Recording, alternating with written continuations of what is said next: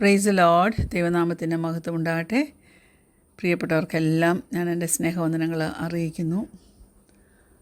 നമ്മുടെയൊക്കെ ജീവിതത്തിൽ വലിയ കാഠിന്യമേറിയ വേദനയേറിയ സംഗതികൾ സംഭവിച്ചിട്ട് നമുക്കറിയാം അതിൽ നിന്നുണ്ടായ മുറിവുകൾ, കഴിഞ്ഞ കാല മുറിവുകൾ, അതിൽ നിന്നൊക്കെ നമുക്കൊന്ന് ഫ്രീ ആകണമെങ്കിൽ അതിൻ്റെ ഫോർഗീവ്നെസ് ആണ് അതിൻ്റെ താക്കോൽ. അതിൻ്റെ താക്കോൽ ഫോർഗീവ്നെസ് അതേ മക്കളെ, ഈ വേദനയിൽ നിന്ന് പുറത്തു വരാൻ. എന്തുകൊണ്ട് നമുക്ക് ഒരു ലൈഫ് സ്റ്റൈൽ ഓഫ് ഫോർഗീവ്നെസ് നമ്മളെ ഒന്നും ബോദർ ചെയ്യുന്നില്ലെങ്കിൽ തന്നെ നമ്മുടെ ഒരു ഭാഗമാക്കിക്കൂടാ? ഈ താറാവിനെ കണ്ടിട്ടുണ്ടല്ലോ, വെള്ളത്തിലിറങ്ങിയാലും അതിൻ്റെ പുറമൊന്നും നനയത്തില്ല. നനയുന്ന വെള്ളം, പുറത്തൊക്കെ വെള്ളത്തുള്ളികൾ വീണാൽ അത് ഉരുണ്ടങ്ങ് പോവും എന്ന് പറഞ്ഞതുപോലെ ഒന്നും നമ്മെ ബോധർ ചെയ്യാതെ ചെറിയ ചെറിയ മുറിപ്പാടുകൾ, വ്രണങ്ങൾ നമ്മുടെ ഹൃദയത്തിലുണ്ടാകുന്നതൊക്കെ അതുപോലെ അങ്ങ് ഒഴുകിപ്പോട്ടെന്നേ. അങ്ങനെയുള്ളൊരു ഫ്രീഡം ഓഫ് ലൈഫ് സ്റ്റൈലാണ് ഈശോപ്പച്ചന് നമ്മുടെയൊക്കെ ജീവിതത്തിൽ ഉണ്ടായിരിക്കണമെന്നുള്ള ആഗ്രഹം. ഇന്ന് അല്പം നേരത്തെ ചിന്തയ്ക്കായിട്ട് ഉത്തമഗീതം 2:15, song of songs chapter 2 verse 15. ഞങ്ങളുടെ മുന്തിരിത്തോട്ടങ്ങൾ പൂത്തിരിക്കിയാൽ മുന്തിരിവള്ളി നശിപ്പിക്കുന്ന കുറുക്കന്മാരെ, ചെറു കുറുക്കന്മാരെ തന്നെ പിടിച്ച് തരിക. Price the Lord. എല്ലാ ദിവസവും നമ്മൾ നോക്കുകയാണെങ്കിൽ നമ്മെ ഭ്രാന്ത് പിടിപ്പിക്കുന്ന സംഗതികൾ, നമ്മെ ഇറിറ്റേറ്റ് ചെയ്യുന്ന സംഗതികൾ, അല്ലെങ്കിൽ ഹൃദയത്തിനകത്തൊരു ഗ്രഡ്ജ് വരുന്ന സംഗതികൾ ഉണ്ടാകാറില്ലേ? ഒഫൻഡഡ് ആകാൻ വളരെ എളുപ്പമാണ് നമുക്ക്. അതൊക്കെ നമ്മൾ നോക്കുകയാണെങ്കിൽ വലിയ കാര്യങ്ങളും ആയിരിക്കത്തില്ല, ചെറിയ സംഗതികളായിരിക്കും. അതുകൊണ്ടാണ് തിരുവചനം പറയുന്നത്, ഈ ചെറു കുറുക്കന്മാരുണ്ടല്ലോ, ചെറു കുറുക്കന്മാർ, അത് നശിപ്പിക്കുന്നത് മുന്തിരിവള്ളിയുടെ നല്ല അനുഭവത്തെയാണ് കേട്ടോ. അതുകൊണ്ടാണ് ബൈബിൾ പറയുന്നത് അങ്ങനെയുള്ള ചെറു കുറുക്കന്മാരെ കണ്ടുപിടിച്ച് കളയണമെന്ന്.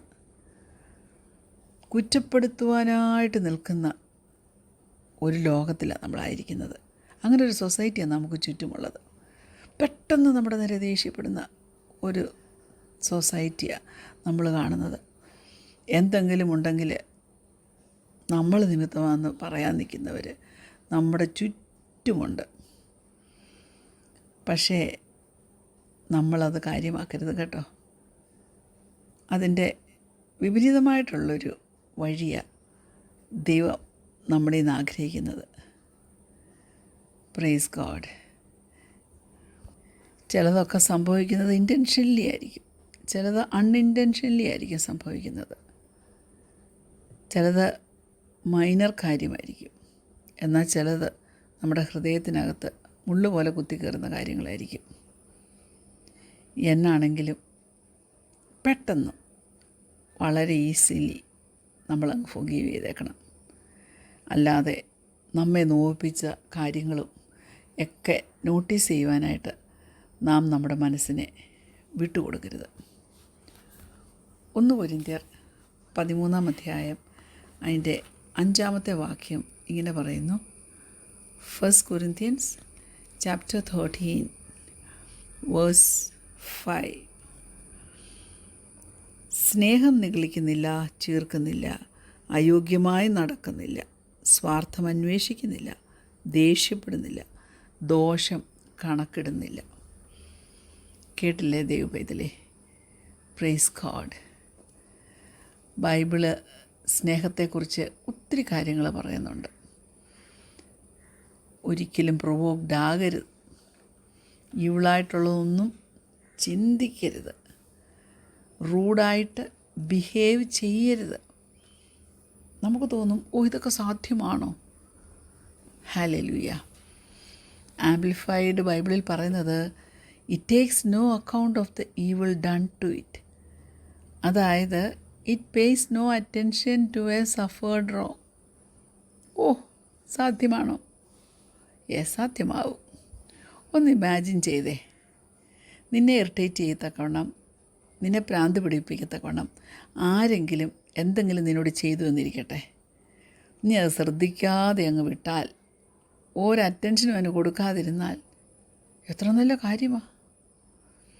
അറിഞ്ഞുകൊണ്ടോ അറിയാതെയോ ആരെങ്കിലും നിന്നെ ഒഫൻഡ് ചെയ്താൽ നീ ഓട്ടോമാറ്റിക്കായിട്ട് അങ്ങ് ക്ഷമിക്കുന്നൊരു സ്വഭാവത്തിലേക്ക് വന്നാട്ടെ.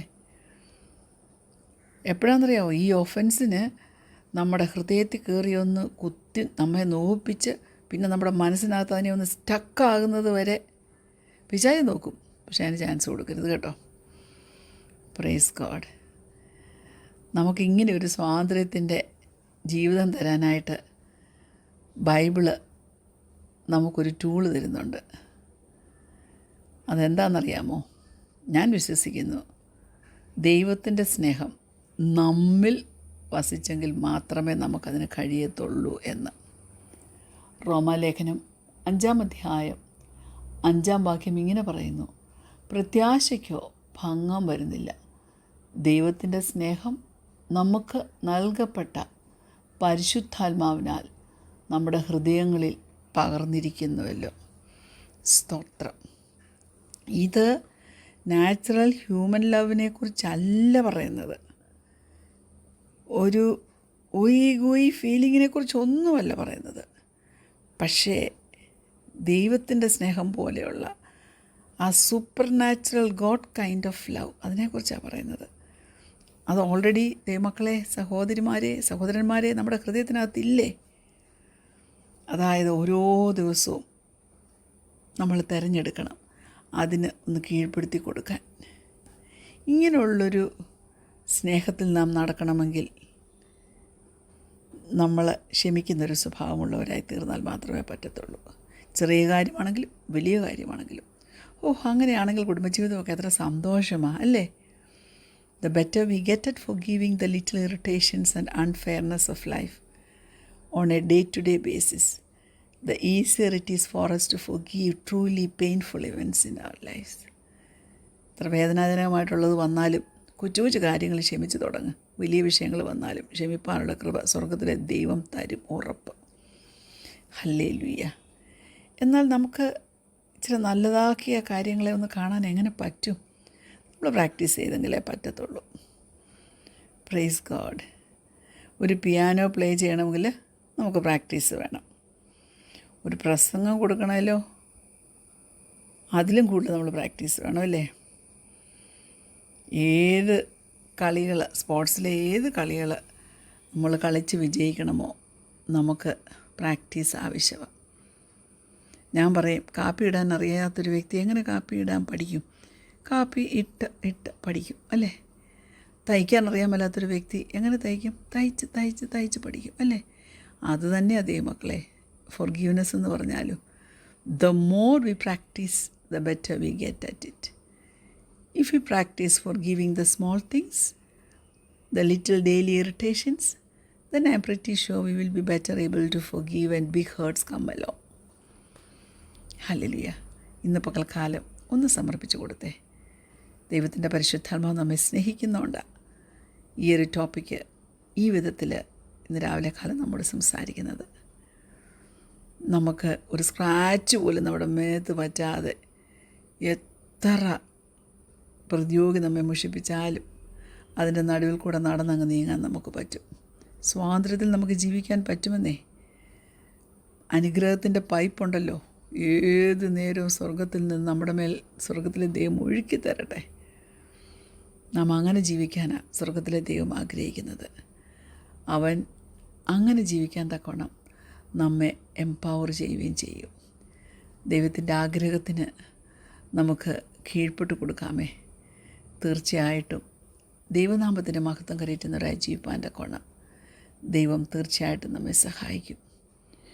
ഓരോ ദിവസവും നമ്മുടെ ജീവിതത്തിലുണ്ടാകുന്ന ഇറിറ്റേഷൻസിന് നമ്മൾ പകരം ചെയ്യാൻ പോകരുത്.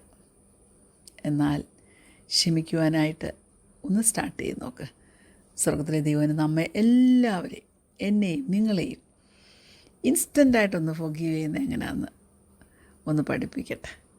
കർത്താവെ പഠിപ്പിക്കണമെന്ന് പറഞ്ഞ് നമുക്ക് പ്രാർത്ഥിക്കാം. കണ്ണുകടയ്ക്കാം. ഞങ്ങളെ സ്നേഹിക്കുന്ന ഞങ്ങളുടെ നല്ല ദൈവമേ, സ്വർഗീയ പിതാവേ, ഞങ്ങളെ കോപിപ്പിക്കത്തക്കവണ്ണം, പ്രകോപിപ്പിക്കത്തക്കവണ്ണം, ഇറിറ്റേറ്റ് ചെയ്യത്തക്കവണ്ണം ഭ്രാന്ത് പിടിപ്പിക്കത്തക്കവണ്ണം, കർത്താവെ ഹൃദയത്തെ വേദനിപ്പിക്കത്തക്കവണ്ണം അനേക ചെറുകുറുക്കന്മാരുണ്ടപ്പാ. എന്നാൽ അതിന്മേൽ ജയമെടുപ്പാൻ തക്കവണ്ണം ഫൊർഗീവ്നെസ്, ആ ഒരു സംഗതി ഞങ്ങളുടെ ജീവിതത്തിൽ ഞങ്ങൾ പ്രാക്ടീസ് ചെയ്തെടുപ്പാൻ തക്കണം. നീ ഞങ്ങളെ സഹായിക്കുമാറാകണമെന്ന് പ്രാർത്ഥിക്കുന്നു. പ്രാർത്ഥന കേട്ടതിനാൽ സ്തോത്രം. യേശുവിൻ്റെ നാമത്തിൽ തന്നെ ആമേൻ. Praise the Lord. God bless you all.